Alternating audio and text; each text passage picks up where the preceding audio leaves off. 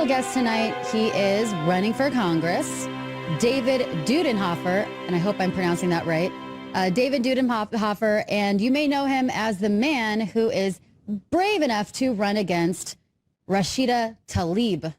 Okay, Rashida Tlaib, who many of you don't like, and I don't really like, and for good reasons. And we're going to hear those reasons why he's running against her and why she's such a dangerous threat to America right now. So David Dudenhoefer for Congress, the dude. Welcome to InfoWars. How you doing? I'm doing great, Deanna. Thanks for having me on, and congratulations on your show. Oh, thank you so much. Thank you for coming on to Election Countdown, the most important election of American history, really, where we're going to determine the fate of America and really the rest of the world. Do we want to have a fate that includes having these representatives in leadership in Congress who are going to take our country down this very dangerous Marxist path, normalizing Marxism, and really, you know, radicalizing people? Or are we going to have true patriots who believe in the Constitution, who believe in the American values, to replace them? So you are running for Congress. What made you, let's first start here. What made you decide to throw your hat in the ring, or throw yourself in the fire, and especially against Rashida Tlaib? Yeah, I became an activist in 2007 after the Ron Paul campaign. Many of us wanted to stay active. We wanted to stay involved, and we tried to figure out ways of channeling that energy into something long-term. And so Campaign for Liberty came around, and it just seemed like a natural fit. So many of us, including myself, became involved. And ironically, as I started learning the process, the legislative process, bill process, in Lansing was Rashida Tlaib, then as a state rep. And so I got to learn her reputation early on as more of a problem seeker and not a problem solver. And so as I got more involved and, you know, started traveling the state, training activists, showing them how to hold their local legislative leaders accountable to their oath, an opportunity came up to run for district chair in my congressional district. And I ran, and I became the chairman. For the past 7 years, I've been trying to grow the liberty movement through that very consistent message in my community. So when she was elected, I kind of knew what we were going to get from her, but most of the community really didn't know much about her. And of course, 2 years later, they got a dose of Marxism, and I don't think they want a renewal of it. So the committee and I, we discussed it. There were several candidates that thought about it, but many of them led with, "We've got to get that Muslim out of office," and they would say it that way. And I thought to myself, and many of the committee members agreed, if we do that, if we go down that path, we paint her as a victim, and if we're attacking religion, you know, today, they'll attack ours tomorrow, and so that's not something we want to lead with or even discuss. We can focus on just her socialist policies, the divisive policies, the very spiteful and hateful policies that she's been espousing. And we can make a clear distinction between what she's been pushing and really what the liberty message offers all of us. The committee decided, hey, you know, you can articulate this better than anybody. Why don't you do it? And so I decided back in November to do it from nothing. I've never run for office before, anything like this. I got to learn what the steps are to go about doing this, and I built a campaign from nothing. And to my surprise, thousands of people nationwide have been donating our campaign. I think we're somewhere over around 12,000 individual donors. Amazing. And so it just goes to show you that it's not just about Rashida Tlaib and what she's been pushing, but it's really the message of freedom that people are resonating towards. And so I'm just happy enough to champion, and I'm happy enough to be a part of this movement. Yeah, awesome. I mean, I ran against Nancy Pelosi, and that was a crazy thing too. It was my first time running for office as well.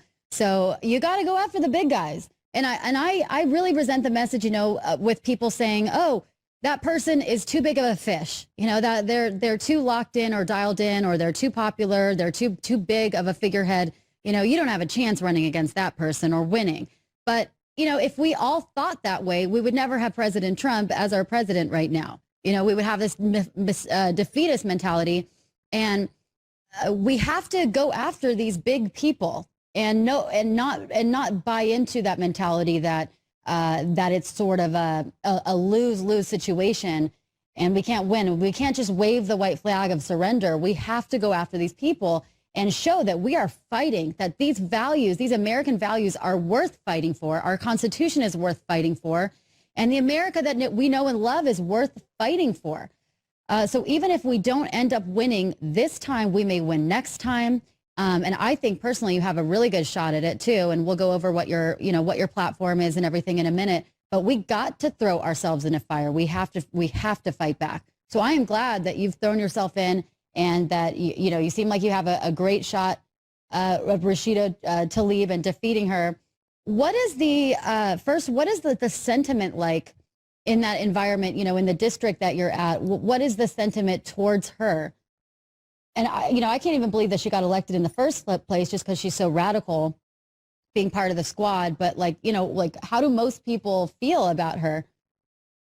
Yeah, she won with 165,000 votes 2 years ago. There's 525,000 registered voters in the district. And there was no Republican on the ballot 2 years ago. See, that's what I'm talking about. Republicans a lot of times don't even try, especially in a more Democrat district.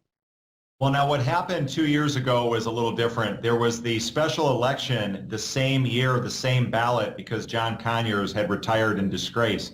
And so the governor, who was a Republican governor, decided to hold concurrent elections on the same day, front and back.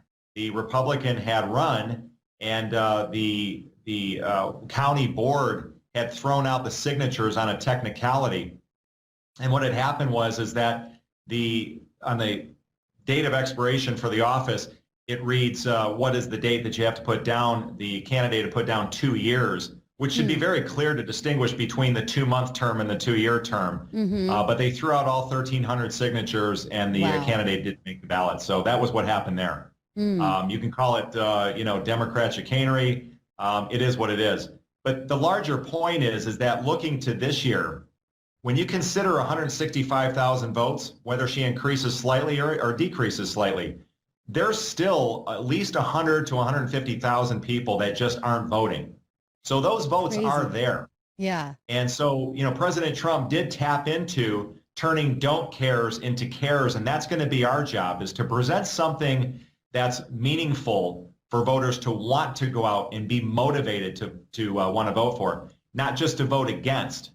And what's important about this race, when you talked about the win-win, the win here is not just beating Rashida Tlaib. The win here is also helping the up ticket. It's also helping John James. Having a presence here, and we've heard President Trump say it several times, to hold the line. Right. That is our job here, is to hold the line and to never, ever let socialism go unchecked. That is what we have to do, and that is the purpose for my running. Amazing. I love it. You're on fire.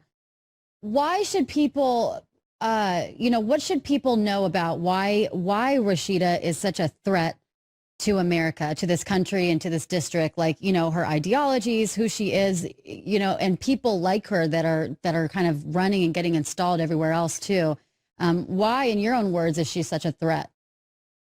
So for me, when I look at this as an activist, even as a citizen, I understand the role of government is to defend our natural born rights and to defend our liberties, right? And so our natural born rights are rooted in faith, they're rooted in natural law, and the proper role of government and the proper role of the legislator is to apply the law equally to every individual.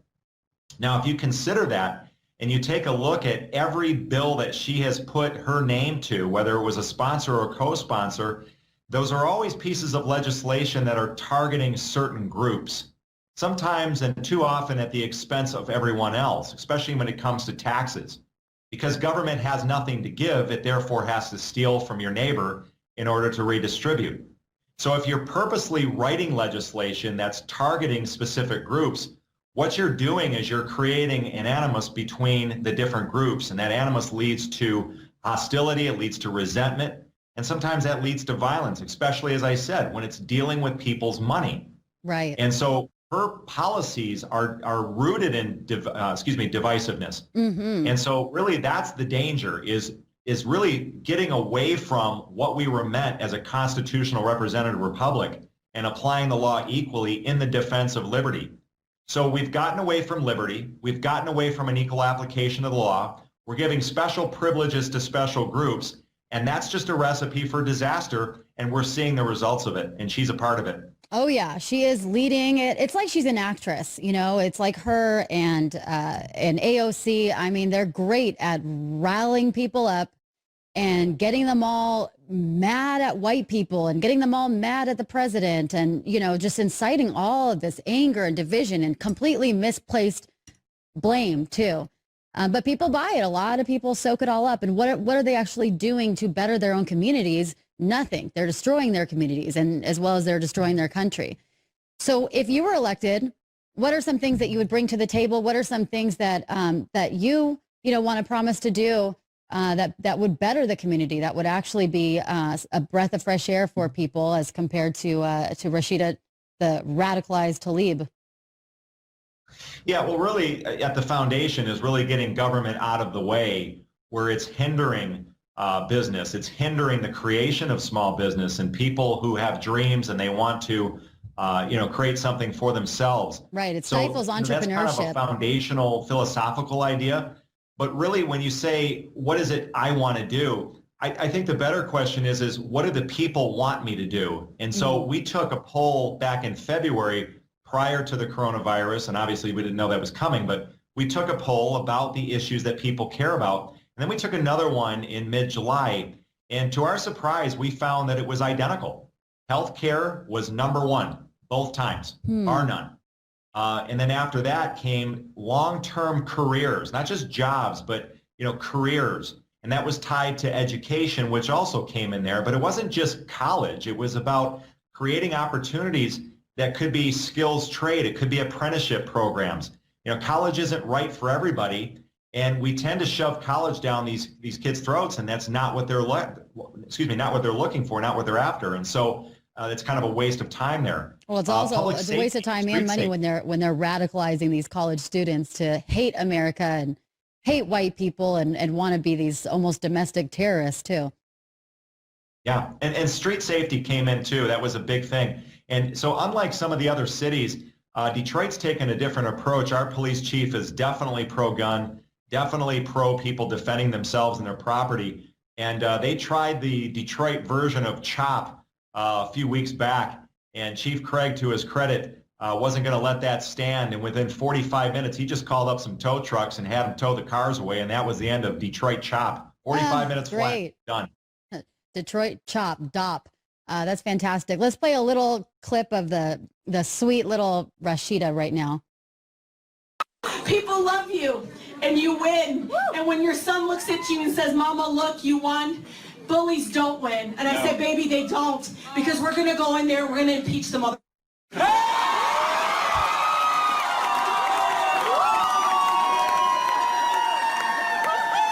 So cool. All her inflammatory rhetoric. I mean, it's always just about impeach Trump, impeach Trump, impeach Trump. Why? Because Trump's only crime is he does not believe that America should be a socialist country. Yeah, I had confronted her when she first was elected, and I calmly had said to her, hey, look, you're representing all of us, and your antics are every bit as divisive as those who you frequently criticize. So there's a bit of hypocrisy when it comes to Ms. Tlaib. She's a bully when it comes to people that she doesn't agree with. Right. And that's been the problem with Democrats, going back to as far as I can remember. They're all about tolerance right up until you start talking about things that they don't agree with, and then they're very intolerant. Well, yeah, they're the most radical, intolerant, divisive human beings on this planet, under the guise of tolerance. Well, thank you so much. We appreciate you being on the show, David Dudenhoefer. Everyone, give him a follow on Twitter. Go to his website. Donate to him if you want Rashida the heck out of there. And you want a real, true patriot in office. That would be great, obviously, if you can win. And we want to support you any way we can. Hey, Deanna? Mm-hmm. Deanna, stay tuned. Get on that website and get on the social media, because in about a day or two, we're going to have an exciting announcement. We're going to be auctioning off or raffling off an AR-15. Oh, wow, and, really? For Biden supporters, an AR-14. That's great. Cool. So you're auctioning off an AR-15 in the next 24 to 48 hours on your website? Absolutely. So stay Great. tuned for that. Stay tuned for that, everyone. Go to his social media. The dude, David Dudenhoefer, for Congress to replace Rashida Tlaib, the squad member. All right, David. Thank you so much. Thank We you. appreciate you.